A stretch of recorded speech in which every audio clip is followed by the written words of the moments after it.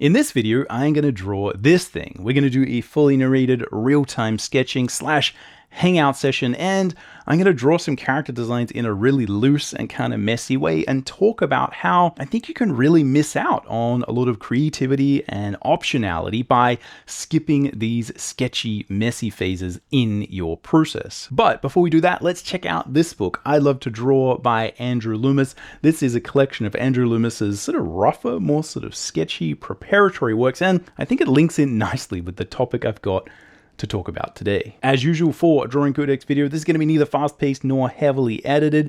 This is just you and me. We're hanging out. We're talking about the importance of sketching and how it relates to a professional workflow. And also, as a beginner, if you kind of skip these steps, you can often really sort of miss out on a lot of opportunity and also a lot of fun. So anyway, hopefully that sounds interesting. Hopefully you will join me. Let's jump in and get started. Alright, welcome to the Drawing Codex. My name is Tim McBurney. I've been a professional working artist for over 20 years, and on this channel, we're all about drawing cool stuff from our imagination, embracing the challenge of drawing, and mastering the craft of line and color illustration. Now, if you'd like to learn more about illustration and picture making, you can check out my free illustration mini workshop. It charts my journey going from an amateur to a professional, and I talk a lot about really important issues such as how to get more detail and polish in your work, how to plan your images, create thumbnails, and also a few thoughts on how to approach being a professional artist. As I said, it's free. The link will be in the description. Go check it out if that's something you're interested in. So this is Andrew Loomis's I'd Love to Draw. And I kind of bought this because I'm just a bit of a fan of Andrew Loomis's work. And if you've been hanging around the channel for a while, that's kind of really old news. Famous for creating books such as Creative Illustration in sort of the 40s and 50s and, Figure Drawing for All It's Worth and a couple of other, sort of really good books on how to draw, illustration, anatomy, etc. And I was like, okay, well, I don't have this one. I don't really know what it is, so I just sort of bought it. But it's actually sort of more of like a retrospective. It's sort of the lost work. And a lot of what we kind of see actually in this book is these sort of preparatory steps that Andrew Loomis created in order to sort of prepare and think about maybe how he would compose and create a lot of the pages that you would see in, the actual sort of how to draw books that he made. So, I mean, firstly, I think this is a really sort of interesting look into an artist's process. It's also, full of really nice sketches. And I think it's good to kind of celebrate the work of Andrew Loomis in that way.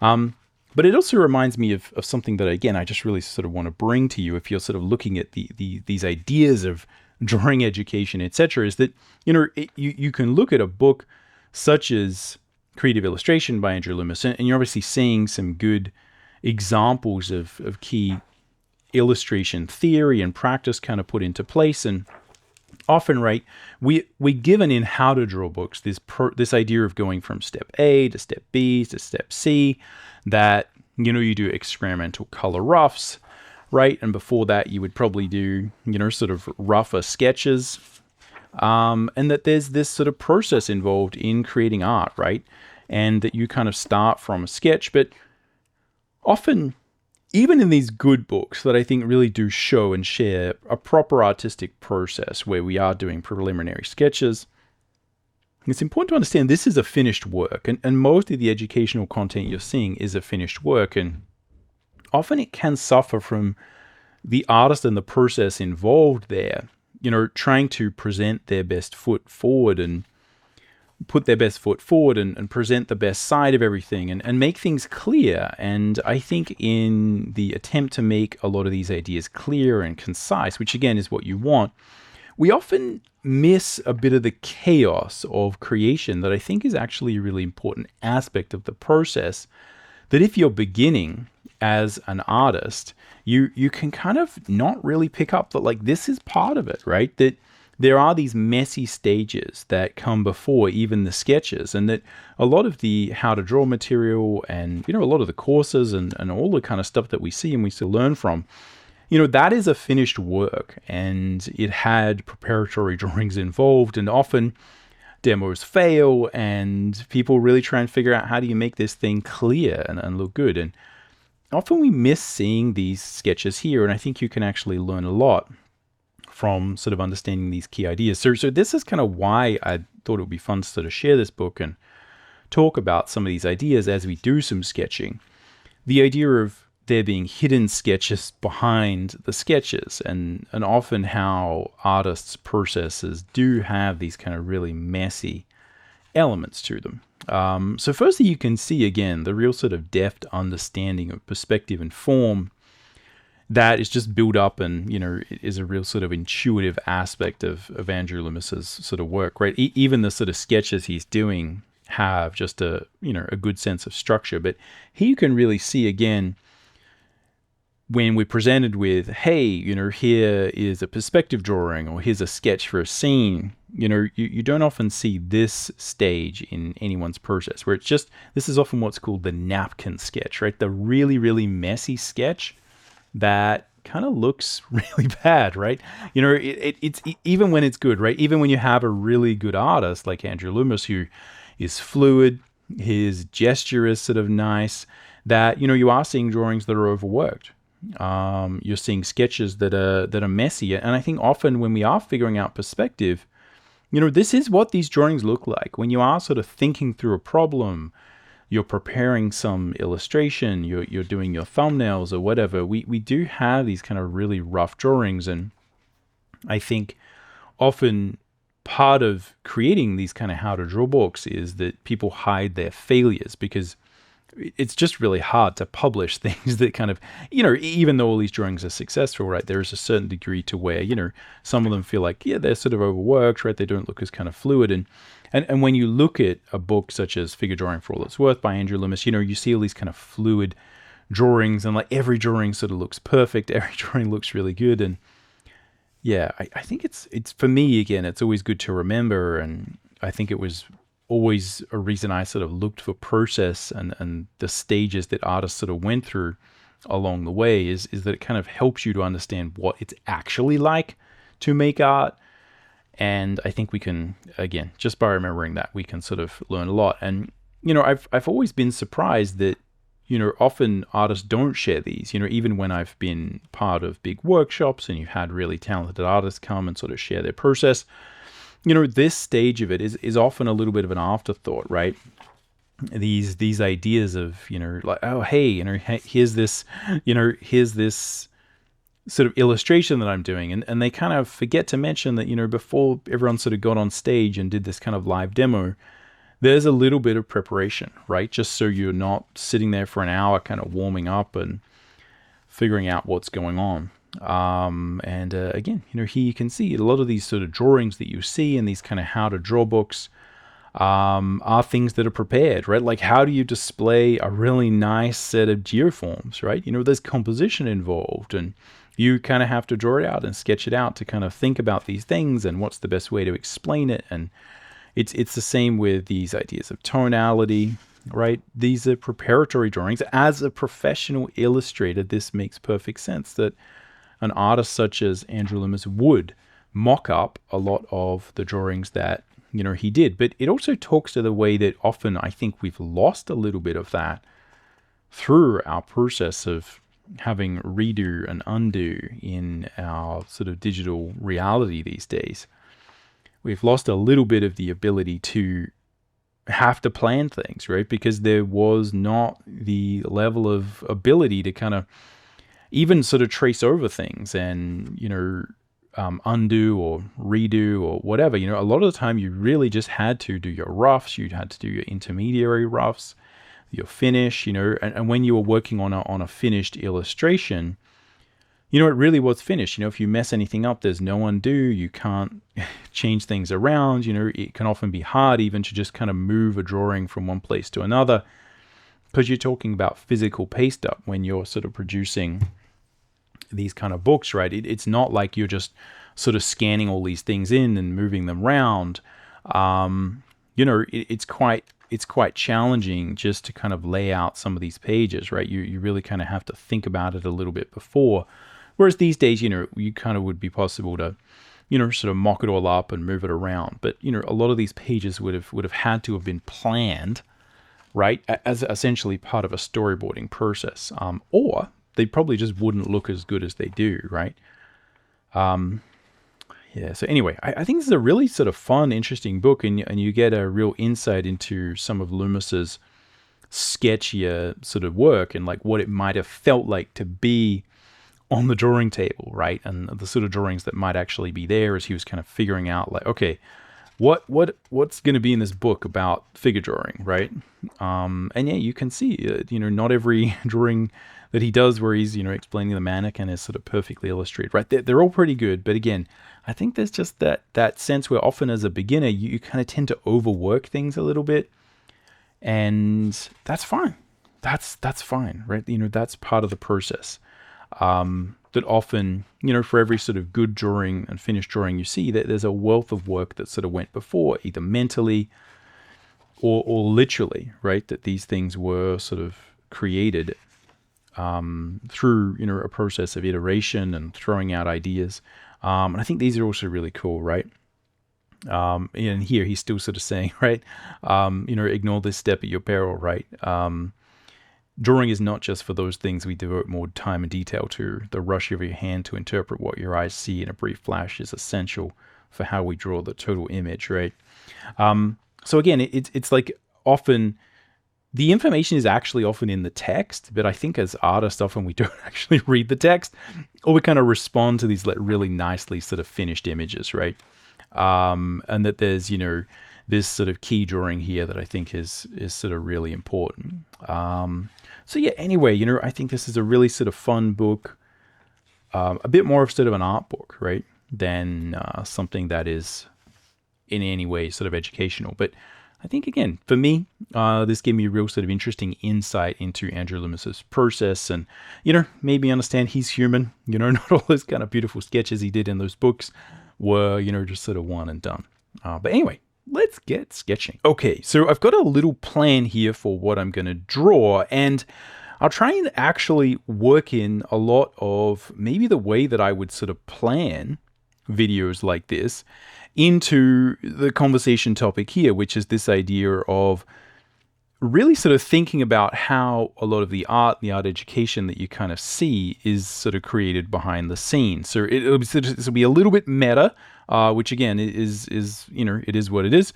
It'd be an interesting little sort of experiment, but I'm going to try and do some sort of quick sketching, and I think it's always really good to have a little bit of a plan here. So I'm going to do some cool, cozy, fantasy stuff for me. We're going to do a Dwarven Mage with kind of a lizard familiar. So this, you could think of this as like a dragon wizard thing, but it's kind of more dwarfy, right? So I've got a couple of lists here for things that I need to kind of hit that are going to sort of focus my attention. So in terms of the lizard, I kind of have to come up with maybe let's try come up with a cool design. And this really, I guess, will be a bit of a design challenge, a design drawing session.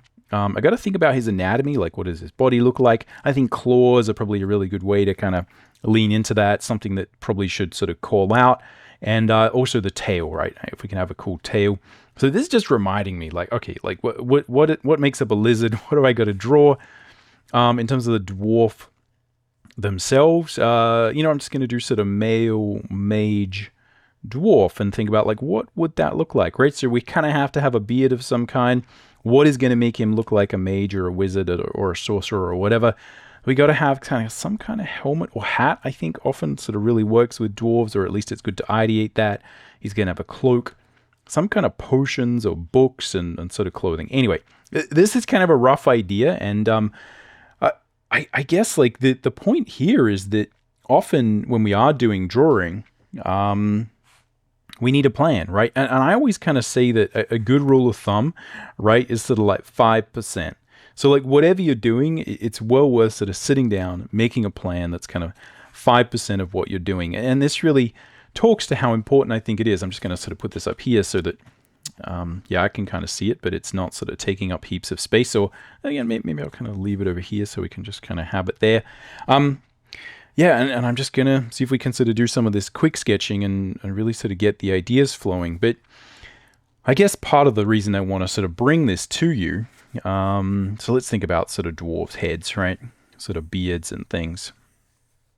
But part of the reason I guess I sort of want to bring this to you is that, I think it is important to remember how important the sort of sketchy phase is from a sort of practical standpoint, right? So just from a general, like, yeah, you kind of need to do sketches, but also that often artists actually hide their sketches. And I don't want to sort of say this, and I don't want to kind of mean it in a bad way. I just think it is something that as a beginner, we need to kind of understand. And even as someone who is, if you're well on your way, I think it's good to remember this, because it's easy to get a little bit sort of caught up in, what other people are doing and looking at the way that people present their work to the world. And I think a part of art and part of being an artist is sort of part of having a sense of mystery, right? Like having some kind of sense of there being something behind the curtain, right? That this is a little bit of a magic trick. And I guess the reality is, as you saw with those Loomis drawings, is that the magic trick is real, right? You're trying to sort of teach drawing, but in order to do that, we often sort of don't show a big part of drawing, which is doing really kind of sketchy, rough designs, right? We're trying to put our best foot forward, and I think there has been a rise recently with sort of this kind of spontaneous drawing that I think, Kim Jung-gi, the late Kim Jung-gi, amazing artist and huge sort of inspiration to many, really sort of populated this idea of kind of drawing without a plan, right? And just sort of starting at the top and drawing it down to the bottom. And this is one of these things where, I think that's really fun, and I think it's something to aspire to. But again, it's often when people see it, when students just kind of see it, they really sort of want to, just sort of jump in and make that happen. And yeah, I think that this idea, even though, Kim Jong-gi did a lot of teaching and really sort of explained, exactly how, a lot of his ideas worked. And it was obvious that there was a lot of sort of foundation there.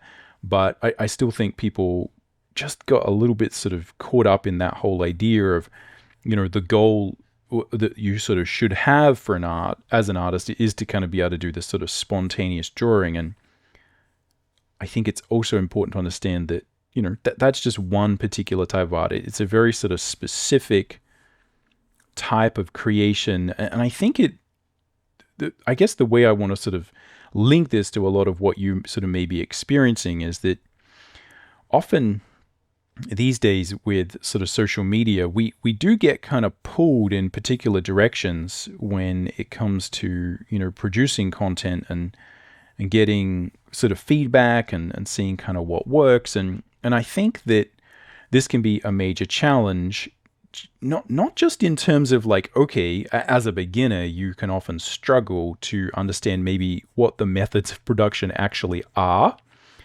but also I think that if we sort of forego these kind of more rough sort of stages, and we're always trying to sort of present ourselves as artists who are doing these kind of magical things, right? Where, you're seeing a cool Instagram reel. And again, don't get me wrong, I really sort of like this stuff. And I think there is an art to it as a content creator to create a feeling and to inspire others and all that kind of stuff. I think it does sort of work pretty well. But, often we're kind of seeing these kind of nice, cozy kind of Instagram reels at TikToks, and you're kind of seeing someone, create this art. And it's really creating this sort of fantasy of what it is to be an artist, right? That, you have there's a lot of sort of sipping coffee and, sort of getting ready to draw, and like, this is all sort of comfy. And you often don't see a lot of the actual production behind that production. So it's often that artists, I think, get good at manifesting and building these sort of personas around themselves. And I think that the tail can start to wag the dog to a certain degree, where people kind of get more focused on creating sort of content for social media, and maybe less on sort of creating good ideas, or even sort of building their own sort of products or ideas, or, sort of often getting carried away with that. And I think it's just this sort of soup of the way that art is viewed and presented and all that kind of stuff that often young artists sort of thrust into. Or again, a lot of people are, it's not necessarily that you're sort of young, you're just sort of, maybe a lot of people have come back to drawing after a while, and you're kind of seeing all these kind of amazing people do this amazing stuff, and it can be very confusing, right? It doesn't really matter whether, where you are on your journey, but yeah, it's easy to sort of lose hope because you see people drawing in a particular way, and we can kind of imagine like, oh, hey, everyone's sort of got to draw in that way. And I think that, yeah, the reality, I think, is to do good designs, you have to do these preliminary steps. You have to do the thinking, the rough drawings, the bad drawings, the messy drawings. And you kind of have to be comfortable kind of failing, right? And doing things that look kind of a bit ugly sometimes, or sort of don't work. And I think there's just this real sort of idea here that's so important to understand as artists, is that, like, part of being good is putting your best foot forward, right? Is sort of presenting a particular view of yourself to the world, where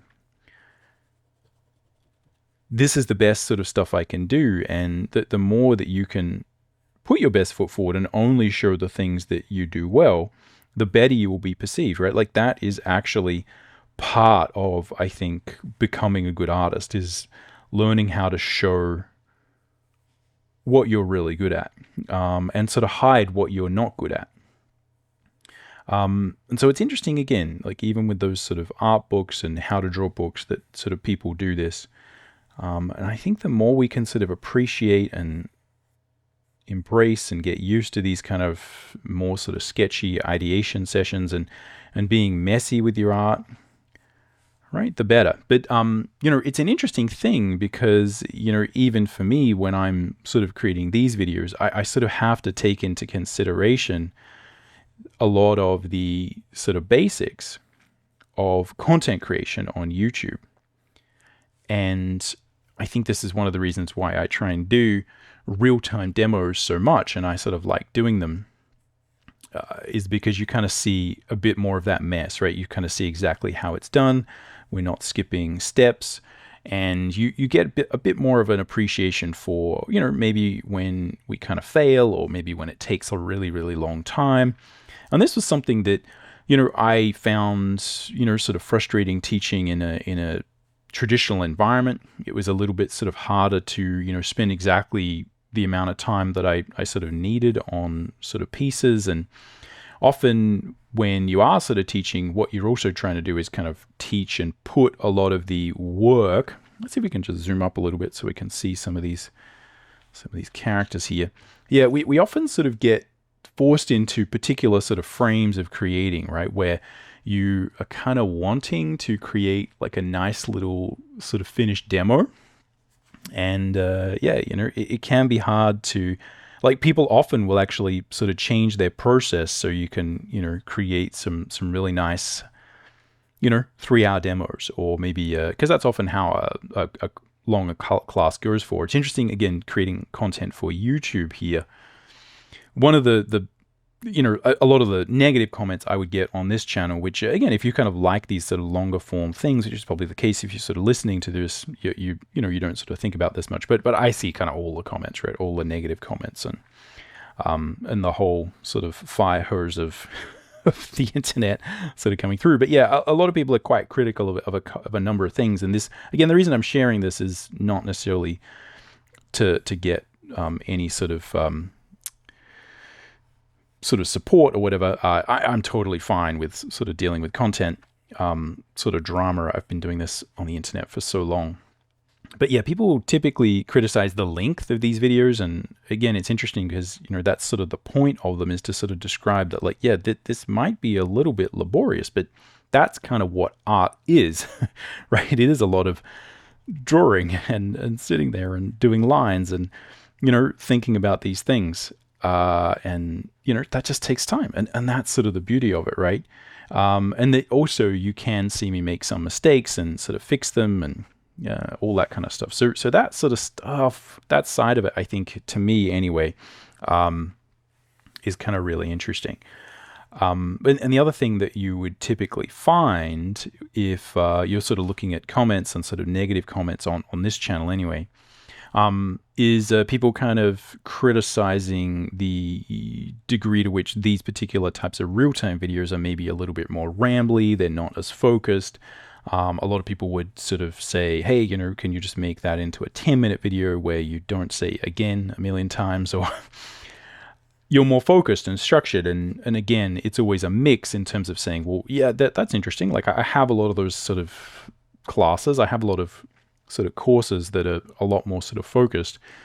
But also part of making these types of videos is to kind of share the whole point that, you know, it is actually just tricky from a content perspective to talk and draw at the same time. You know, it's just give it a go, right? It's quite challenging. I mean, I think that's probably one of the reasons why, you know, there's sort of less people making this type of real-time sort of content out there. Is if you make a mistake, you can't edit it out. It's quite challenging to do, to, you know, sort of talk and draw at the same time. So anyway, that's not a sob story. It's just to say that you tend to get pushed when you're creating content, which, you know, it's a disgusting word, really. Content is I am very much in that camp where, you know, I just think that's like a terrible word, but whatever it is, when you're making art on the internet, you're going to find that you're going to get really good responses when you sort of lean into people's imagination of how art is made. And this is, I think, really the crux of, I guess, sort of what I'm getting at here, is that, you know, people have these imaginary ideas about how art is made. And, you know, the reality is if we're making, you know, art here, the video being art, talking about how to make art and how to do sketches, that, you know, there's a certain degree to where most people who look at a TikTok reel, or an Instagram reel, or whatever you sort of call it, or look at a YouTube video, you know, the vast majority of people, if you're getting like sort of massive views, even on an educational channel, like aren't actually maybe super serious, or they're maybe not serious yet. They're just kind of casually being interested. And again, there's nothing wrong with that. But that's where the most like majority of views are going to happen from sort of art, right? A lot of, I think, what you see with sort of the automatic art where people are just, I'm just going to start here in the middle and go out, or like Kim Jong-gi, I'm just, you know, did so well, just kind of doing this amazing sort of performance art, really. Yeah, like that, most people watching that aren't artists, right? Like a lot of people are just sort of captivated by the sort of amazing nature of it, right? It's just super interesting to see people do that. And so the thing is, though, that will also get you sort of more views and more people interested. And so we tend to find that, I think, as artists, a lot of the stuff we kind of see, but also, as we'll get to, the stuff we actually do, which inspires our creativity and what we're sort of actually like able to create. Yeah, a lot of that is sort of defined by what other people are actually interested in and are wanting and are responding to. And I think that can be just a real sort of conundrum for sort of artists to deal with. So yeah, for instance, here, like, you know, I would be sort of constantly pushed from a content perspective to make this maybe shorter, to make it less rambly, to not say again a million times. And all of these things are, you know, for the most part, just artifacts of trying to create and show a kind of real-time editing sort of style, right? Where I'm actually sharing with you the process and doing something that's like fairly challenging to do, which is sort of draw and talk at the same time and you know, make it some kind of sense and try and make the drawings look good, which often they kind of don't. So yeah, and I think the fact that often the drawings in demos don't always look that good is a really, really key important aspect of this whole thing. Because I think what could be said is that, look, you know, if we're creating art and the goal is to entertain everyone and entertain them in the way that we are kind of sharing our actual sort of process, like that is, it's Schrodinger's cat sort of stuff, right? It's like you're sort of being observed in the process of creation, and that can often have a major sort of impact in what you're doing. And this is something I find when I am actually doing demos, and especially when they are live, and I would get asked a lot of questions, because again, if you don't know a lot of the sort of backstory behind why I'm sort of here doing stuff on YouTube, is, I spent a lot of time teaching in university environments, where it's a class, there's like, 25 to 100 people in a class. We're sort of talking about things. Anyone can ask a question. And there's a sort of time pressure to teach particular curriculum, to sort of do a particular demo, and, make a lot of these things kind of work at the same time. And I think, the reality I found is that it is just tricky to create really good art in those instances. Like when you're trying to do stuff that is ancillary to the actual kind of product, and trying to make something kind of interesting that, is going to sort of entertain the masses, so to speak. Not in terms of the art that you're creating entertaining them, but the process that you're sort of showing is meant to entertain them, right? From an educational point of view. Or again, a lot of people do share, their sort of process as a major part of advertising their sort of personal brand. And it's always like sped up, it's faster, we're skipping the steps, we're sort of showing what's fun, we're making it feel very, sort of creative. We're leaning into how other people think that they want to see artists create work. And it's often not by sitting down for half an hour and sort of doing little derpy sketches. It's often through, just sort of showing these sped up things and all that stuff. So I think the point here is that you may find, if you kind of lean into that, and let me know if you are sort of doing this, creating content and like what your sort of experience of that is. But yeah, I do think there is a danger that we kind of let not doing these kind of more early preparatory sketches and not practicing them and trying to sort of hide that part of the process, that, that may actually drastically affect the quality of the work. Because this is something that I found certainly affected the quality of work when I was sort of doing demos in a sort of real-time setting, is that, often the quality of those sort of pieces, it was really hard to sort of make them good. And again, the more you focus on making the drawing good, the less talking we do, the less sort of teaching we do. So you're always kind of torn between these two sort of worlds, right?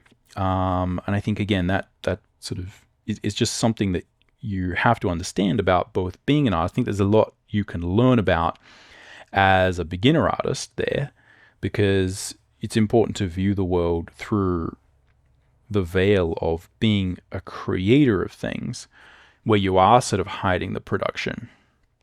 But then we kind of have to get through the gauntlet of learning to do it when we see a lot of other people hiding their process from us. And I think, again, that the more we can kind of just appreciate that basic stuff, the better, and understand kind of where maybe it starts and where it kind of stops, and where you're likely to, maybe misunderstand, right, the nature of creation to a certain degree. I'm going to see if I can draw some kind of little lizardy kind of thing here. So I'm thinking of like a sort of something that feels like a kind of a stumpy lizard, something kind of dwarfish. And I kind of have ideated stuff that's kind of similar to this, right? So I'm not necessarily breaking out exactly what I'm talking about here. For exactly, I'm not exactly just coming up with these sort of random ideas. These are sort of topics I've sort of handled before. And again, that's specifically because of what I was just talking about, which is like, we kind of have to do some sort of fun drawings here, right? And when there's sort of a conversation topic that requires a lot of brain power to sort of talk about, then I kind of need to make sure that I'm not biting off more than I can chew. So anyway, drawing a dwarf mage, like what does that kind of look like, right? Like, what have we got? I feel like, again, if we were to go into sort of standard design tropes, right, we need sort of a book, right? Some sort of arcana, some sort of magical video gamey style design. Maybe some, again, it would be good to have some sort of charms or something like that around his kind of neck. But I'm not sure, again, not sure kind of how that would kind of work. But I like adding some sort of adornment to that sort of design style. Let's see if we can go, boom, a bit closer. Let's see this a bit closer up. Yeah, so anyway, I find this whole, the meta aspect of creating content and teaching about content and doing this to be sort of immensely sort of entertaining and interesting, right? There's a real sort of irony to how a lot of this kind of stuff functions.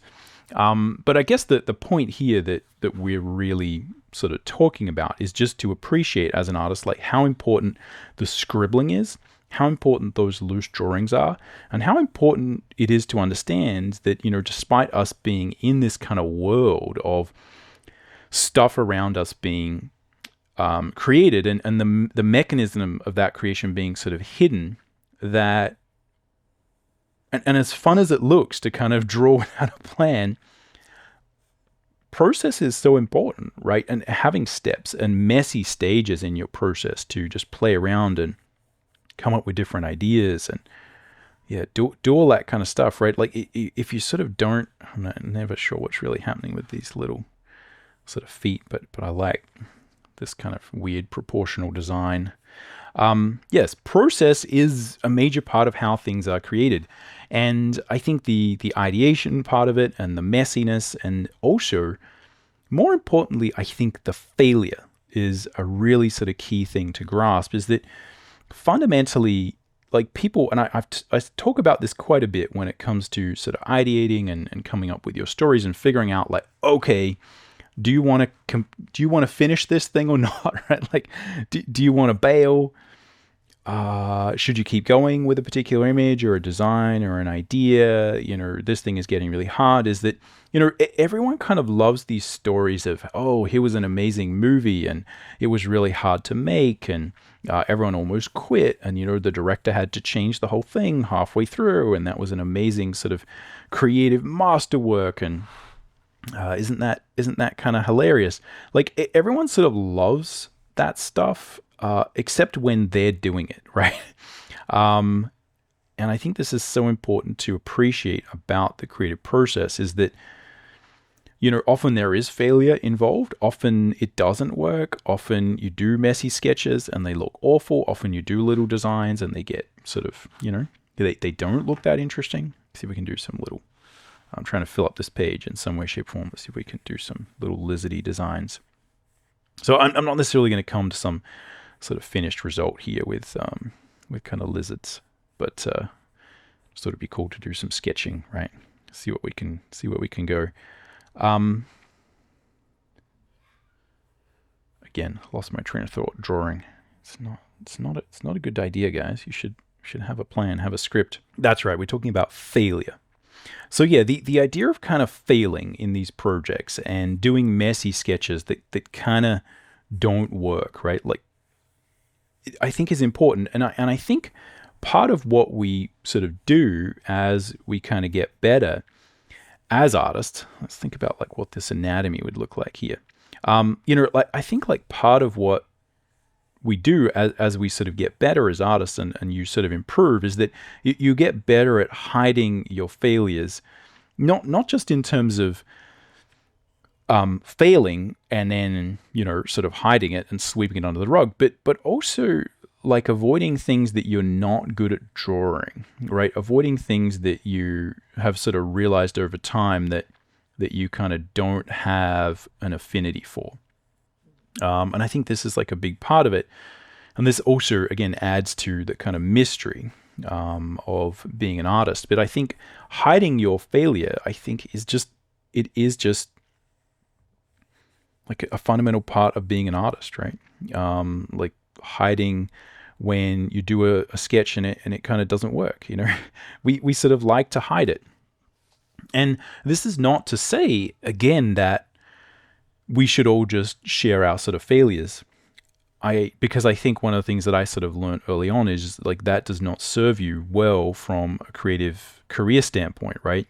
I would often sort of do sketches and be like, well, this isn't quite sort of what you wanted, but it's kind of directionally okay, and maybe it'd be good to get some feedback. And I kind of found that like a good sort of, pro tip in terms of working in that way is to understand like there's certain degrees of failure when it comes to design work or sort of illustration work, right? And, you just don't want to show the really kind of bad stuff to any clients, or maybe if you have a very close working relationship with this is not looking very lizard-like, is it? It's looking a bit more animalistic. But yeah, if you have a really good relationship with an art director, you've been working together for ages, you can maybe show them some sort of ugly drawings. And I've sort of spoken about this before as well, that, when I was working with like really sort of talented editors, one of the things that really good editors are good at is good at looking at reading terrible sort of comic book storyboards and rough designs and things, because they're just so experienced dealing with artists. But I think there is a certain degree to where, yeah, you do have to hide the really sort of bad drawings, because yeah, if I would sort of show drawings that I felt like weren't really sort of putting my best foot forward in a professional environment, yeah, people get worried, obviously. But I would kind of always just sort of think like, but, surely you kind of understand, like you're seeing my work, right? Like, you know that I can make stuff that looks okay. This is just maybe an idea, just sort of tell me, no, right? I think like working professionally, you have to do the same thing as people who are doing the art influencer stuff. Is you kind of have to understand that there's an audience here, and they have expectations, and they have things that they want. And like, yes, they will sort of accept designs and things that maybe aren't perfect, right? But yeah, you kind of always need to make it look cool, right? Like that's the bottom line. That's sort of the pro tip, is like always make it look cool. Because if we sort of don't make it look cool, everyone gets worried. And I think that's again where like if you're making drawings and doing things and it's just kind of not working, it's not looking interesting enough, you have to throw it away, right? You have to understand that's part of the process, and you have to have within your process a place to play and experiment so that you can kind of explore those bad ideas and sort the good ideas from the bad ones. And I think this again is this, I'm trying to sort of head towards why I think often sort of obfuscating some of these steps and removing these kind of messy parts from your process and trying to make everything sort of clean, and constantly looking at people who are projecting this kind of perfect image of, how their sort of art is made, is like, again, like that's good. But when we're learning and when we're actually developing our own stuff, I think it's really good to always remember to have that messy stage in there, because otherwise you can, I think, kind of really lose out. And I think what tends to happen if you think about those situations, I'm sort of running out of space here in terms of where I can sort of draw this. Let's go back to overhead. So what tends to happen, I think, right? If you're sort of working professionally and you don't have a really sort of messy part of your process, is I think just naturally what's going to happen is you kind of get tame, right? We get tame with our ideas because we're worried about doing something that's going to look silly, or that isn't perfect. And what you tend to do is just play it safe. And as we play it safe, we kind of rob ourselves of the ability to truly sort of be creative and actually be creative. So I think like that's really the danger of it. And it's one of the reasons why, a lot of the courses I make, for instance, like the Line and Color Academy course, it really just it's all about process, right? And how you can find a lot of creativity and how you can actually learn just through developing your process. So I think there's often like a couple of stages in the process that are often really sort of missing, and this is something that I've kind of noticed over the years. And I think often students just aren't even aware. Like if I sort of take a lot of the students that I sort of remember trying to sort of teach early on when I was just starting to figure out like, okay, we have people coming in to do workshops, and these are sort of 8-week or 12-week in-person sort of workshops on sort of illustration or concept design or something like that. And these are really sort of fun to do. But yeah, you start to kind of realize that like most people who are really interested in art, but maybe haven't spent their entire existence looking at how to draw books, they're just sort of interested. But, you know, a lot of people went to, you know, like a fine art course or a graphic design art course or something like that. And, you know, they really want to be drawing sort of fantasy characters or comics or stuff like that, but they're just not. And a lot of people, I feel like, are sort of stuck in that sort of area. Again, this is where I was stuck for a long time, is not really understanding the two phases that I think are key to the process, but are often missing when it comes to sort of really looking at,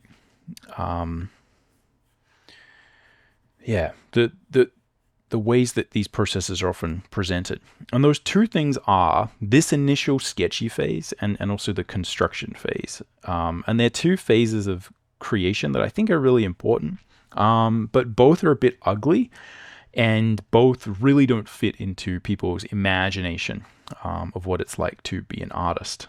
So anyway, let's talk about that, but I think I need to change this page because I'm sort of running out of room. But this is where, again, it's good. Like if you sort of get a little bit lost here, right, which I'm just sort of drawing, and it would be easy to just draw a million more dwarf profiles because that's fun, but let's go back to our 5% plan, right? So this would be a 2 or 3 minute sort of exercise if we're sort of sketching for an hour or whatever. All right, I got a lizard, I got the head. Like, I think some of these things are cool, right? There's some interesting ideas here. None of them are like really amazing to me or whatever. Again, I could probably ideate more, but you know, just sort of sketching around. All right, the head, the anatomy, the claws. I mean, we could do some claws and tail. I mean, I feel like that's okay. The real thing I think here, though, is like, you know, I think we could really ideate some of the cool shape design and think about what is going to make this guy feel like a wizard or a mage or something. Think about a better hat, cooler hairstyle, maybe try and go crazy with the beard.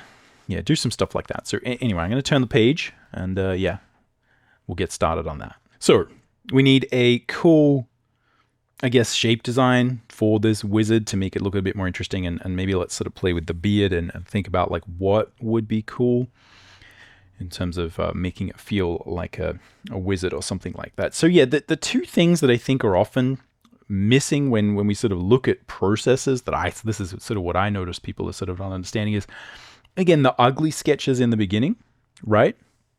And also that construction phase, right? The part of the process where you kind of really draw through, right? And figure out, let's see if we can loosen up, do what I'm actually saying. That the part where you kind of draw through, you figure out your perspective, right? Like, where is my horizon line?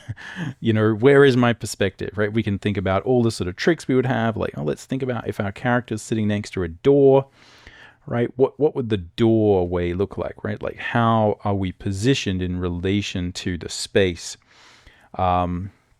Right, there's all this stuff, and that's kind of like that sort of gets in the way of me just being like, cool, let's think about like what like a really awesome beard would be, you know, and we could play around with, you know, some cool dwarven things, like maybe, you know, again, the beard is kind of holding some kind of metal rings or things like that, and again, we could maybe play with, like, maybe he's kind of bold or something like that, but he's got, right, some rings coming down here.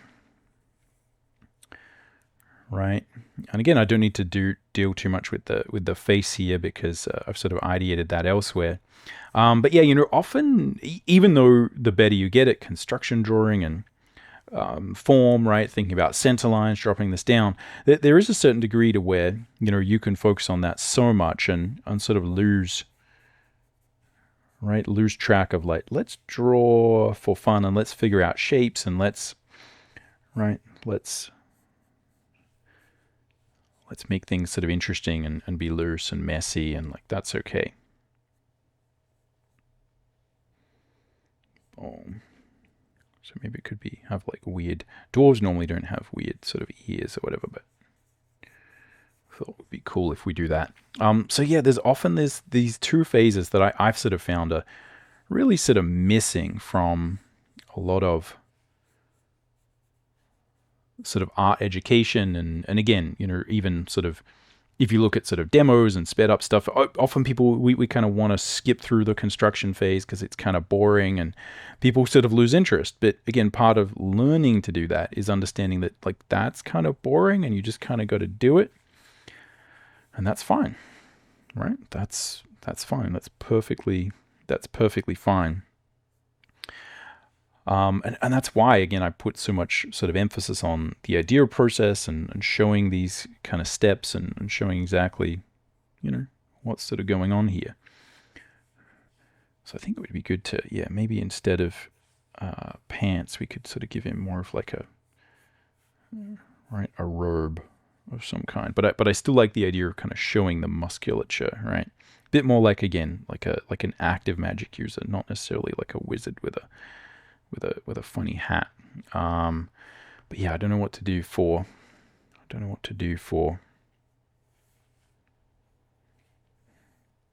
this hair, right? Still not. Right, we could do some braids or something. Right, and again, try to go with the sort of bold look. Boom. So yeah, just being messy. Let's see if I can zoom up so we can see this a bit better. This is a bit doing a long throw of like a messy sort of character. That's super small. Yeah, so I think it's just so important to understand and remember that we need to add structure to our process. You need to add ideation to your process, and that it's really good to have an ability to be messy, right? Because you are going to fail, right? And this is the crux of it, is that having a space where we draw fast, where I can fail quickly and often and and all that sort of stuff, really kind of helps me to feel as if this is fun. And I think this is where, yeah, the more you sort of get good at finding your particular process and refining your process and really sort of nailing it, the more you kind of find something that's fun for you. And that's, I think, where a lot of it changes, right? When you really figure out your own process, where you ideate, where you make mistakes, where things work well for you, and where you then need to work on the structure, the composition, all that kind of stuff.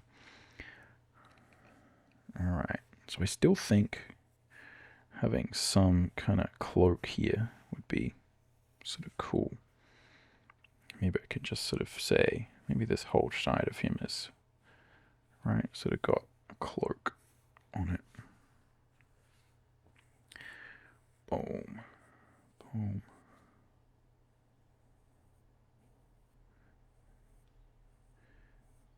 Yeah, focusing too much, not talking.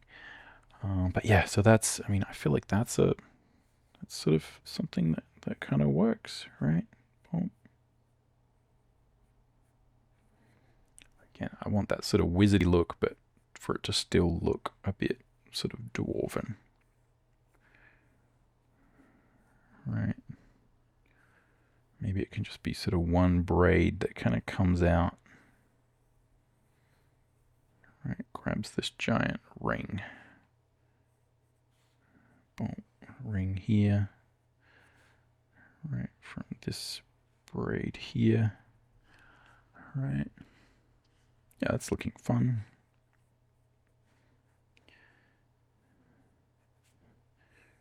Boom.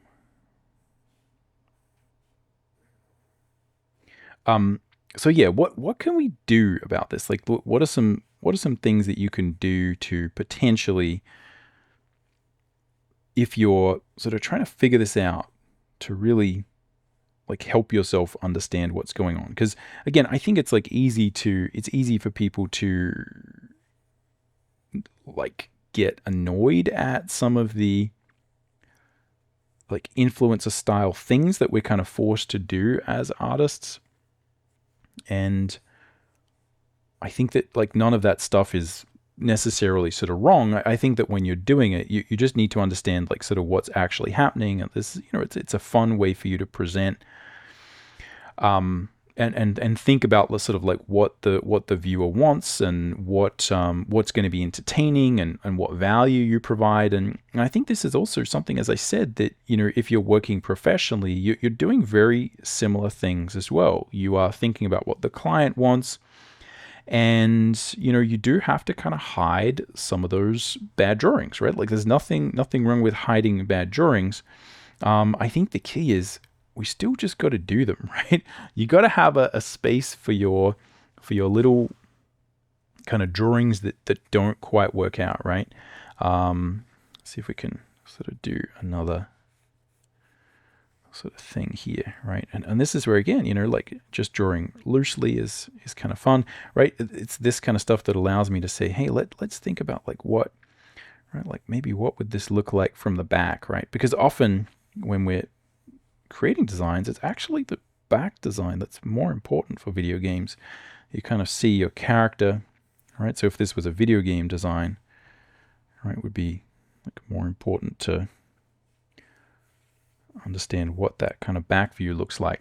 But yeah, I think just to understand that we're often not displaying as artists like all of those kind of really bad sketches, all of that kind of work.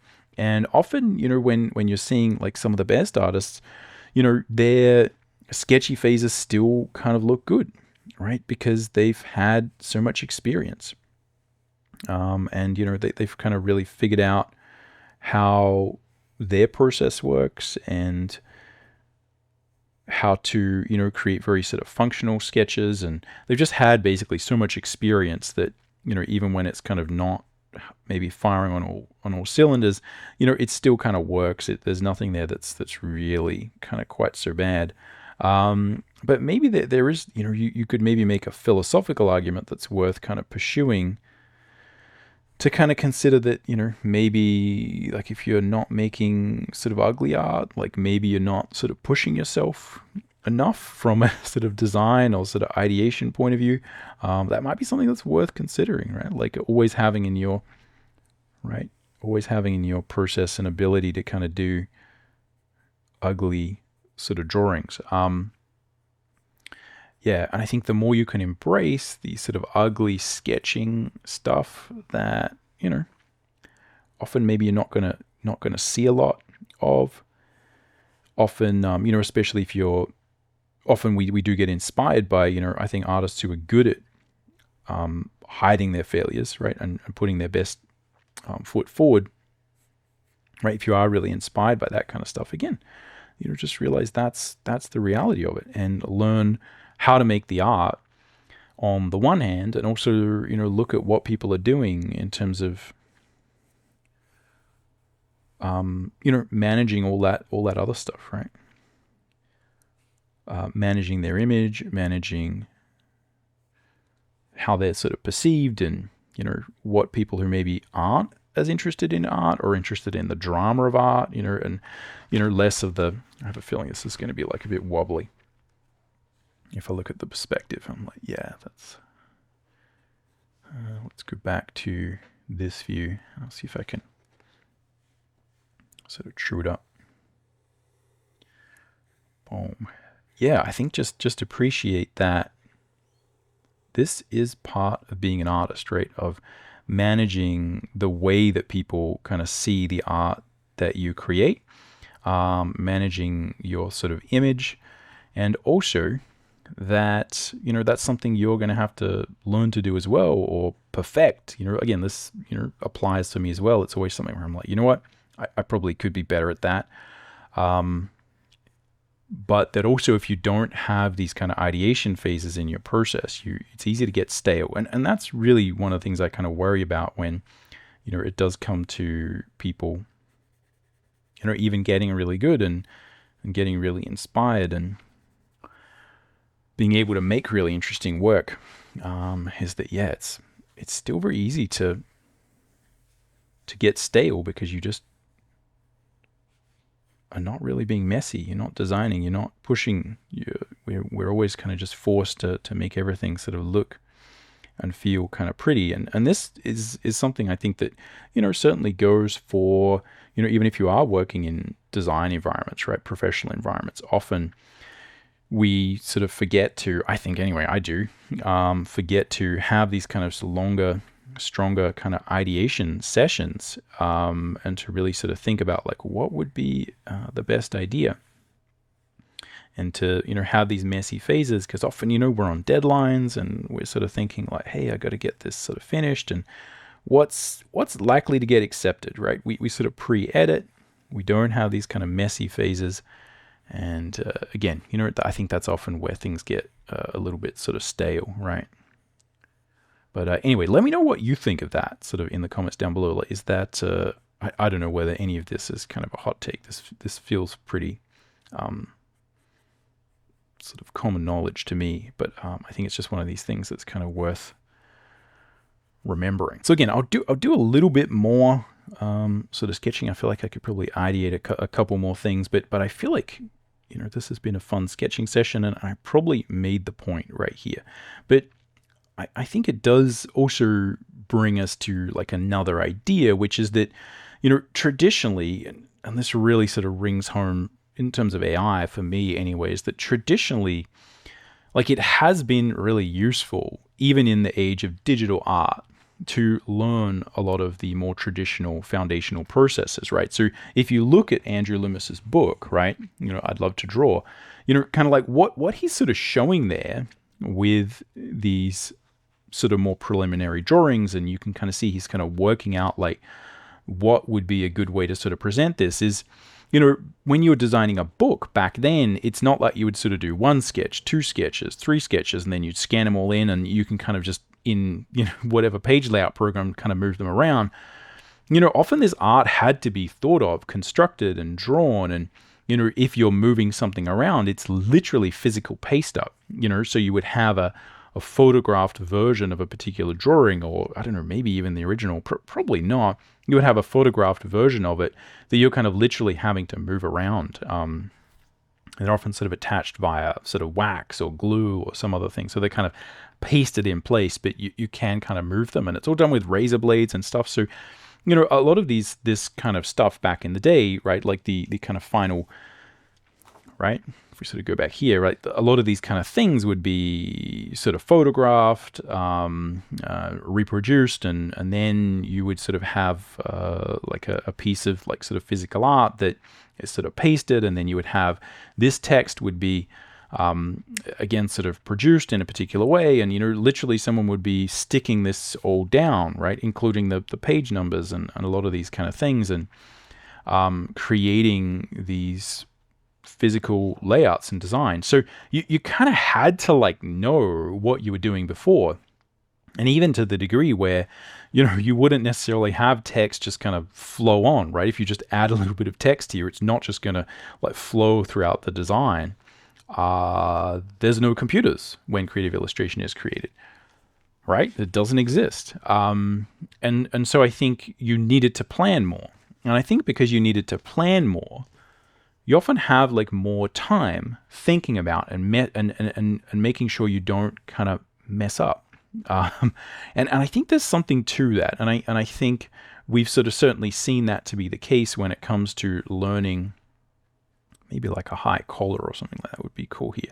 When it comes to sort of learning digital art, right? Like what has often been really useful that I've experienced anyway. Let me know what you think in the comments down below. But it's always been the case that if you kind of learn more traditional processes, right, it actually helps your art sort of overall, right? It helps your digital art to kind of understand how things were created. And there's a lot of value, right, in sort of thinking about it from a more traditional process where you have like your preliminaries, your roughs, your ideation, your sort of layout, and your then preliminary layout, right? You're kind of stepping through this process and constantly refining it.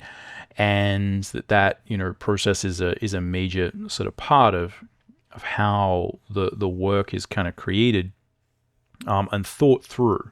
Is that that there is value to doing it that way, and there is a degree to where just being able to kind of undo and have infinity of edits, and as I said, just be like, oh, this kind of isn't very good, let's just take this drawing and sort of move it over here, is that you sort of don't train your planning mind and your intuition quite in the same way. Or maybe again, you have to you have to train your intuition a lot more, because in the digital age, because again, we're sort of not planning quite as much. But I think that good things really happen when you think about the value of having different stages in the process where you get to focus on particular things.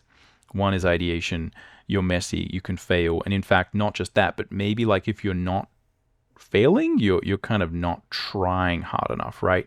Like, you know, maybe have a phase where it's not just that you sort of can fail, but like you should, right? Like, let's get some rubbishy ideas, let's push this thing forward, or let's be super generic, right? Like whatever it is that, you know, we really kind of focus on, being able to experiment, being able to fail, and planning.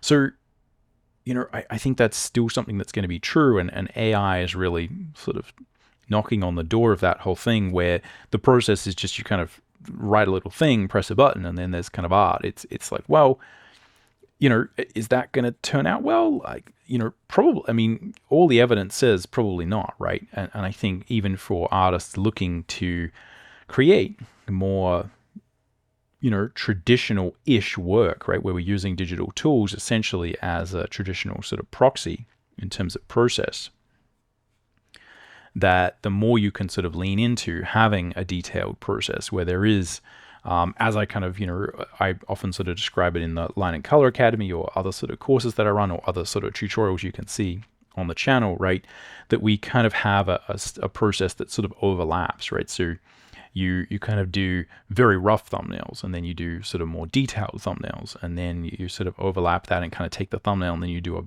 a larger version of it, a rough, and you kind of really focus on, let's dial in the composition, let's figure out the tonality, let's figure out the color.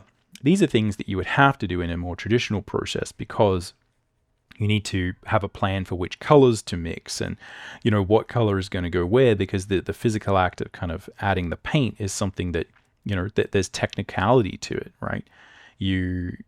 It's really good to kind of know beforehand, like, what type of, you know, colors you need, right? In case you kind of run out of them.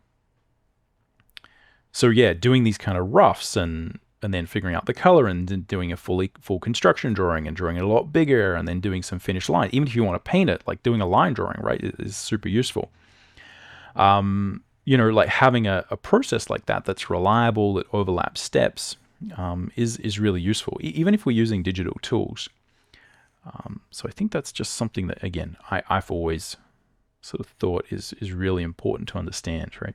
So anyway, just a little talk here about the idea of building better ideas, I guess, by being sketchy. And I think the way that often these days, artists' processes are maybe even more so hidden from us, right?